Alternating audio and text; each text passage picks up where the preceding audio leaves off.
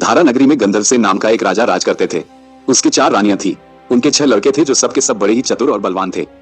संयोग से एक दिन राजा की मृत्यु हो गई और उनकी जगह उनका बड़ा बेटा शंख गद्दी पर बैठा। उसने कुछ दिन राज किया, लेकिन छोटे भाई विक्रम ने उसे मार डाला और स्वयं राजा बन बैठा। उसका राज्य दिनों दिन बढ़ता गया और वह सारे जम्बूद्वीप का राजा बन बैठा। एक दिन उसके मन में आया कि उसे घूमकर सैर करनी चाहिए और जिन देशों के नाम उसने सुने हैं उन्हें देखना चाहिए। तो वो गद्दी अपने छोटे भाई भर्तृहरि को सौंपकर योगी बनकर राज्य से निकल पड़ा। उस नगर में एक ब्राह्मण तपस्या करता था। एक दिन देवता ने प्रसन्न होकर उसे एक फल दिया और कहा कि इसे जो भी खाएगा वो अमर हो जाएगा। ब्राह्मण ने वो फल लाकर अपनी पत्नी को दिया और देवता की बात भी बता दी। ब्राह्मणी बोली, हम अमर होकर क्या करेंगे? हमेशा भीख मांगते रहेंगे, इससे तो मरना ही अच्छा है। तुम इस फल को ले जाकर राजा को दे आओ और बदले में कुछ धन ले आओ।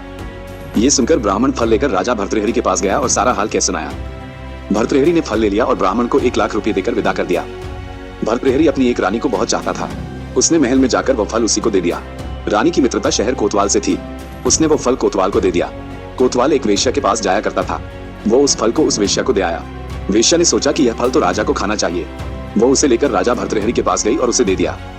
भर्तृहरि ने उसे बहुत सा धन दिया, लेकिन जब उसने फल को अच्छी तरह से देखा तो पहचान लिया। उसे बड़ी चोट लगी, पर उसने किसी से कुछ कहा नहीं। उसने महल में जाकर रानी से पूछा कि तुमने उस फल का क्या किया? रानी ने कहा, मैंने उसे खा लिया। राजा ने वो फल निकालकर दिखा दिया। रानी घबरा गई और उसने सारी बात सच सच कह दी। भर्तृहरि ने पता लगाया तो उसे पूरी बात ठीक ठीक मालूम हो गई। वो बहुत दुखी हुआ। उसने सोचा, ये दुनिया मायाजाल है, इसमें अपना कोई नहीं। वो फल लेकर बाहर आया और उसे धुलवाकर स्वयं खा लिया। फिर राजपाट छोड़ योगी का भेष बना जंगल में तपस्या करने चला गया।